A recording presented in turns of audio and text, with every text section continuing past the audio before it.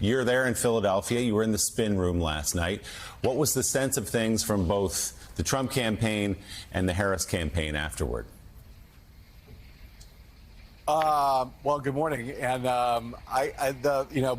Joe talked before about how you watch something an old political consultant's trick, which is to watch debates with the sound off, and you can get a lot on the visual there. That's true, and it definitely was the case watching this debate. I'll tell you what else you could watch with the sound off and have a good sense of how things went last night. The activity in the spin room, where the Trump forces were dejected, defeated, deflated, dispirited. I posted a photo last night of Matt Gaetz and Stephen Miller coming in a few minutes before Donald Trump came into the spin room that went wildly viral on Twitter because it looked like sort of saggy road. It was like a shot of kind of this is what defeat looks like, folks. These people who've been talking about Donald Trump before the debate, like he's Muhammad Ali, he's the greatest debater in the history of presidential debates. He's done it more than anybody else ever. He's going to wipe the floor with her. There will be surprises, Jason Miller said. She won't know what hit her, and they looked like they had their dogs and cats eaten over the course of that debate. It's also the case, I will tell you that I can report definitively that there was one point of agreement inside the Trump war room and the Harris war room, where both of those war rooms were looking at their dial groups in real time last night. The dial groups that the campaigns are looking at last night showed the same thing, that in real time, the undecided voters that they were looking at, Harris crushed Trump throughout the night. I mean, David Plouffe and David Binder are not champagne cork popping kind of guys. I'm not suggesting they actually popped any champagne corks last night, but their attitude was that of metaphorical champagne poppers last night. And the people in the Trump war room last night were popping something different, which I think might have been Klonopin or Maalox, one of the two. It was an overwhelming sense of what happened last night was that the floor got wiped. I titled the podcast I have coming out this morning, Slaughterhouse 45, okay? That it was, as Gene said, as thorough a demolishment, a decimation of a candidate as I've ever seen. Whether it's going to affect the outcome of the election or not, guys, I don't know. The vote is very inelastic. Whether they're going to see movement in the polls, I don't know. But I'll tell you this. The Harris campaign they had a number of strategic objectives here. One of them was the further introduction of her to a lot of voters who still think they need to know more about her. They did some work on that last night. But the most important thing they did last night, and I heard this from donors and senior campaign people, from the Democrats, elected Democrats all over the country, which was, this is a test of plausibility. This was a test where she had to stand up and come through 90 minutes where she looked like, I can picture that person as the president of the United States.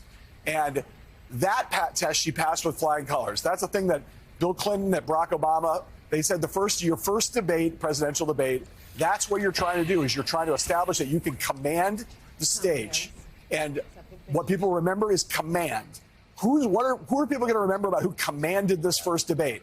Kamala Harris commanded the first debate. And the last thing I'll say, Donald Trump, when he attacked her, as key a moment as the dogs and cats moment was, look at the thing that he did at the end of the speech, when he said, finally, in the 86th minute of a 90-minute debate, he finally did the thing he was supposed to do from the very beginning, which was say, you are Joe Biden, you're wedded to his policies. It took him 86 minutes to say it, and then he said it in such a clumsy way that she was able to just knock it back with a hand flick and just say, well, I'm obviously not Joe Biden, sir. And that was that. That was one of the things he was supposed to do here. Say, she has his record. She has to own his economic policies. He took him 86 minutes to remember that. It was a little bit like the way Joe Biden kind of forgot how to frame the debate the first time around in Atlanta. And in so many ways, this debate mirrored that one. Joe, your point about the split screens, boy, the split screen with Kamala Harris did to Donald Trump last night what the split screen with Donald Trump did to Joe Biden in Atlanta. Yes. And that's not good for Donald Trump. Who would have guessed that we would have had two of the most momentous presidential debates in the past few months when, of course, usually we sit here and that debates don't matter today. The last two debates have mattered a great deal. We'll see how it does impact voters. But initial word from both camps, the dial groups were overwhelmingly supportive of Harris. I will say, too, yesterday I talked about style. Most of these debates come down to style. Kamala Harris, and we'll keep talking about this on the other side of the break, I thought it was brilliant in the midst of all of that madness. She kept going back to issues that mattered the most to Americans as far as her framing. She talked about first-time homebuyers. She kept coming back to it. We have a tax break for first-time homebuyers. We're going to help you. And if you're a small business owner. And see, this is something that's so important because Democrats have always been painted as tax and spend Democrats. And you can talk about taxing billionaires and everything else, but that always has to be countered with what Kamala Harris is doing more effectively than any Democrat I've ever seen running on the national stage. And she's talking about we need tax cuts for small business owners. We need tax cuts for entrepreneurs. We need tax cuts for job creators. That message kept cutting through. And that's a message that cuts through in Wisconsin, in Michigan, in Pennsylvania, as well as in Georgia, North Carolina, Arizona, Nevada, with people on the edge going, well, is she a tax and spend Democrat? Wait a second, I've got a small business.